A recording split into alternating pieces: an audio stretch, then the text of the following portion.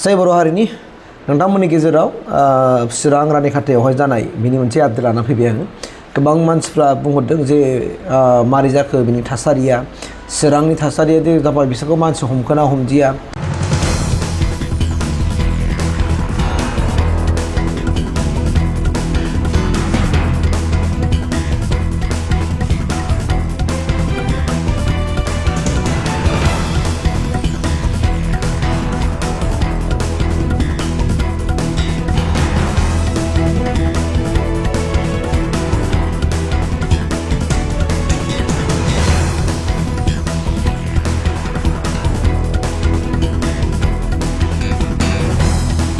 थासारि आं नोंथांमोननि गेजेराव सिगाङाव मोनसे भिडिअ क्लिप होनाय जाखाबाय।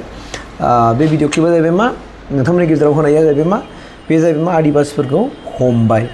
गोबां सानथालि जायफोरनाखि प्रटेस्टआव ओंखारबोदोंमोन आरो जायफोर मेगनाव गोनां पुलिसफोरनि गारि बुख्रुबदों, फरेस्टफोरनि गारि बुख्रुबदों, बिथांमोना हिंसायारि भाबै बेफोरबायदि खामानिखौ मावदोंमोन।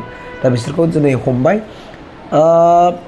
भिडिअखौहाय दाखालिसिमाव आं मोनथिनायावहाय 15 जन 16 जन हमदों, ओमफ्राय मैया आरो 6 जन हमदेरबावनो आं बेखौ खोनानो मोन्दों। अब्ला फ्राय हमबाय आरो बिसोरखौहाय, आरो नागिरगासिनो दंबावो, दासिमबो हमनाय खामानिया जोबाखै आरो।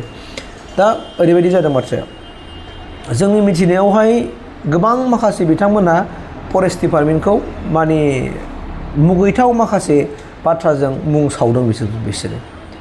मैया नोंथांमोना नुखाबाय जे माने फरेस्ट डिपार्टमेन्टनि मानसिफ्रा माने आदिबासि हिन्जाव महिलाफोरखौ दोखो दोखो बुग्लिदों, बिसोरनि प्राइभेट पार्टआव दांदों, आरो सोर सासेयाथ' होनबावदोंसो जिनाहारि खालामदों होननानै।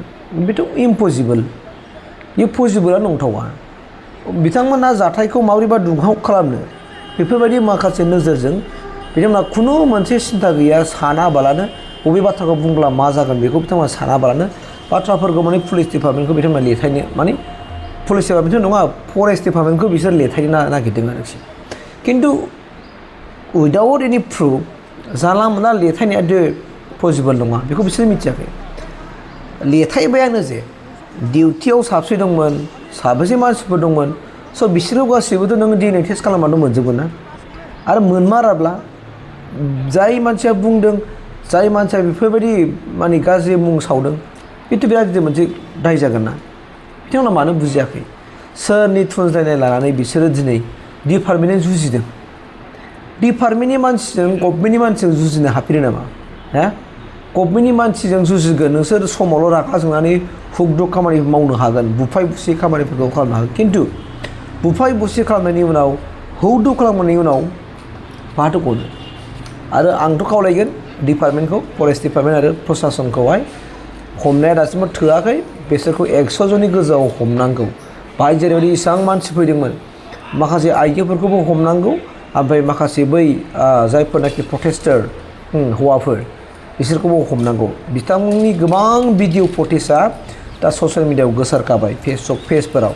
जायफोरो इलिगेलि भाबै आक्रमन खालामबाय, बिसोरो हमजाखानांगोन आरो हमथारनांगोन। आरो जुदि बिसोरखौ हमाब्ला आरो बिसोरनि जसआ बारायबावगोन, आरो फिन आरो मालाबा बिदिनो बिसोरो बे खामानिखौ मावफिनगोन।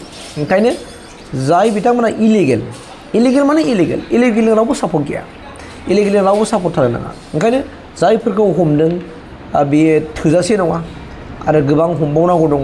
जायफोरनाखि बेफोरबायदि अफिस बुख्रुबनो हानाय, माने डाइरेक्सन होलायनो हाग्रा, बाव ओंखारनानै पुलिसफोरनि माने गारि बुख्रुबलायनो हाग्रा, बेफोरबायदि माखासे जायफोर दैदेनगिरिफोर, सानथालि जायफोर दैदेनगिरिफोर, बै सानथालि दैदेनगिरिफोरखौ हमजोबनांगौ, बिथांमोनखौ लकआपआव सोजोबनांगौ, जोबथेसालिनि आलासि जाहोजोबनांगौ।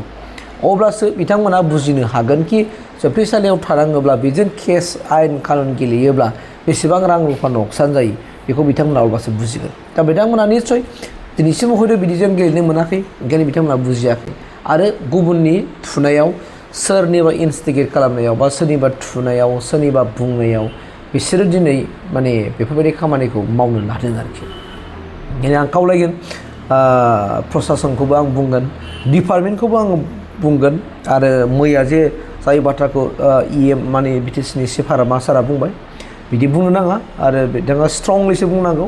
स्ट्रंलि बुङोब्लासो हयथ' बिभिन्न जाथि जनगोष्ठीयाबो माने सरकारनि डिपार्टमेन्टनि एगेन्स्टआव मावनो बिथांमोनहाबो मा जागोन माने एगेन्स्टआव मावनो गिनाय फैगोन खारन जोंनानो जुदि बिटिसिनि जुदि खुंगिरियानो जुदि दुरबलथा बाथ्रा बुङोब्ला आरो गावजों गावनि मानसिबा हले हयथ' स्ट्रंआव माने माबा बुङोब्ला खोथा बुङोब्ला बे माने खुनु मोनसे एक्सेप्टेबल जानाय नङा आजावथाव जानाय नङा आरो गनायथाव जानाय नङा आरोखि ओंखायनो आं खावलायगोन बिटिसिनि चिफ सारखौबो जेन' बाथ्राफोरखौ गासिबो डिपार्टमेन्टखौनो हरखाबायबा पावार आरो फांसना मानो डिपार्टमेन्टआव थाया जानाय दा पावार आरो फांसना जुदि डिपार्टमेन्टआव थायाब्ला ओरैनो लाथ'नोल' जुदि हरदोंब्ला अब्ला बेफोरखौ बोरै जागोन अब्ला बेफोरखौ बारायनाय पावार फांसनखौ लाबोनाय बेफोर खामानिखौ जों मावनाङा आरो मावोबा बबे लामाजों स' बेफोर गासिबो बाथ्राखौहाय जोंना माने डिसकासन खालामनांगोन आरो आंनिफ्राय स्पेसियेलि आं बेखौनो बुंगोन